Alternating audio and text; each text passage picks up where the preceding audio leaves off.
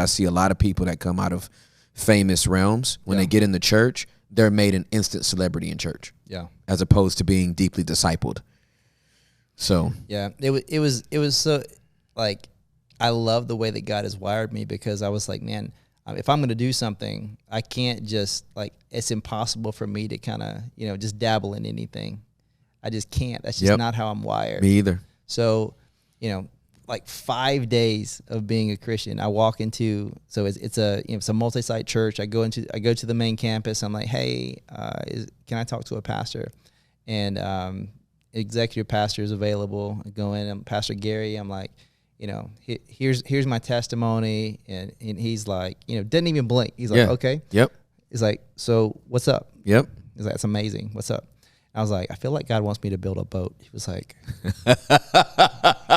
okay, what you just told me about your testimony was, haven't heard that before. Yep. But what you just said was a little crazy. And I was like, well, I feel like God is calling me to do something that's bigger than I can comprehend. Yep.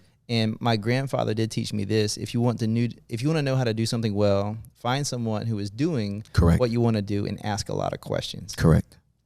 So, like, I really value wisdom. I really value people who have ran further and gone farther than I have. Yep. And it's like, if I'm going to get to where they're going, whatever, like, I wasn't even really trying to pursue ministry. It was just like, I know that God has given me this story, and I want to tell it. Yeah. So he's like, that's amazing. Right down the hall, there's a young man that just moved here from Dallas. He just finished up at Dallas Theological Seminary. Great guy. His name's Andrew.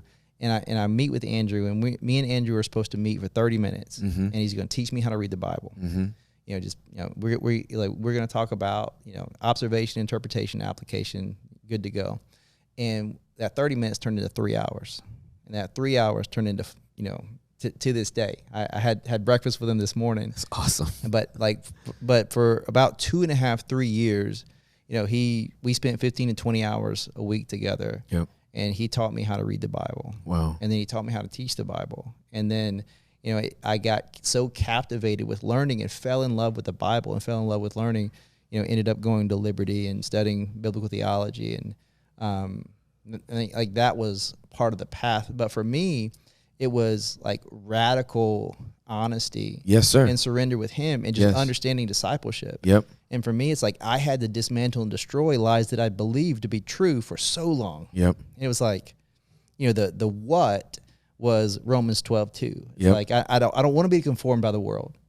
I want to be transformed by the renewing of my mind. And the how was 2 Corinthians 10:5. It's like I needed to take these thoughts and make them, I had to take them captive. That's right. And make them obedient to Christ. So That's it's right. like, and not only did I have to identify what was not true, when things that looked like they used to look, they entice me still. Yep, absolutely. I had to know that they weren't good for me. That's right. That's really good, man. Yeah.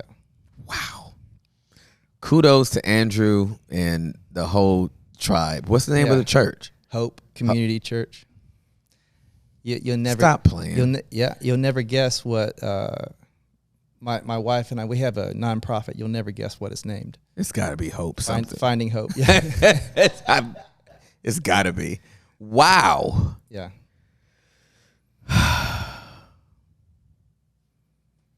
Thank you for sharing that. Yes, sir. It's my, because like you said, I've been on so many platforms where it was like what you were saying. Share your story. Yeah. Tell us about it. Yeah. See you later. Out, That part. Yeah. They used it for a weekend experience. 100%. And not for. And then there's people to this day. Yep. Be on my podcast, but don't think for a second you'll get near my pulpit. And I've experienced that literally hundreds of times. And that's just keeping it 100. Like that. That's just this is the basement. This is what we do down here. We keep it 100. So okay, let's not with obviously not mentioning nobody or anything like that. There is a church culture that exists that basically runs Sundays like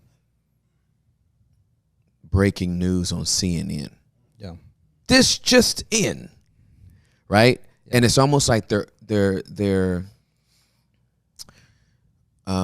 if the shoe fit, just wear it. Okay, so Yeah. I don't feel like using a lot of disclaimers today. I'm not in that mood. I'm more in I'm in an ornery apostolic mood, so I'm not as diplomatic today. But it's almost like, where's the next hot story coming from? Right. Who had the worst life and turned it around and hook them up to a mic type of deal, right? Yeah. So it's a very first of all, it doesn't give people like hope, a lot of hope, right? Because Hope gave her life to Jesus when she was in 7th grade. Right. Yeah. Juliet gave her life to Jesus when she was 9 years old. Yeah. If the only narrative is God takes bad things and makes it good, well, we're all unrighteous. Right. Whether you gave your life, whether you were in 7th grade or 9 years old, right? Yeah. We're all unrighteous. Yeah. I just feel like the church chases after tragedy at the expense of discipleship. And I think the issue is that those people who come to know Jesus, that salvation is real. Yeah. But what happens is the mental and emotional trauma that is very real and still existing in their life, it never gets dealt with because Correct. They get kicked to the curb once they share their story. That's exactly right.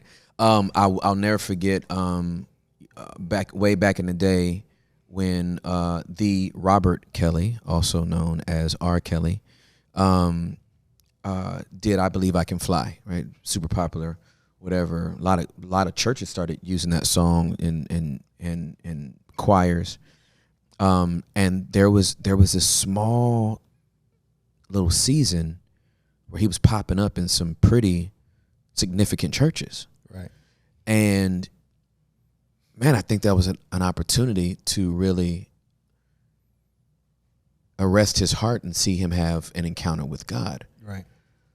Obviously, he has a free will. He can do what he wants. And I'm not saying that while he was in those spaces that he was not given the opportunity to fully surrender his life to Christ. But more often what I saw was enamorment. I don't know if that's a word, but it feels like it would be one. Or I would just say they were so enamored by his celebrity that it was almost like, look who's here. Yeah. As opposed to bringing R. Kelly into the room and then going, Robert, I know you're pretty famous, but look who's here. Yeah. I know you have some status and some fame and you wrote some great songs, but look up, man. Look who's here. Right. Would you like to meet him? Yeah. As opposed to, hey, everybody in church, look who's here. Yeah. Look what the Lord brought in. Yeah. That dude's behind a prison wall right now. Yeah. Life is completely broken.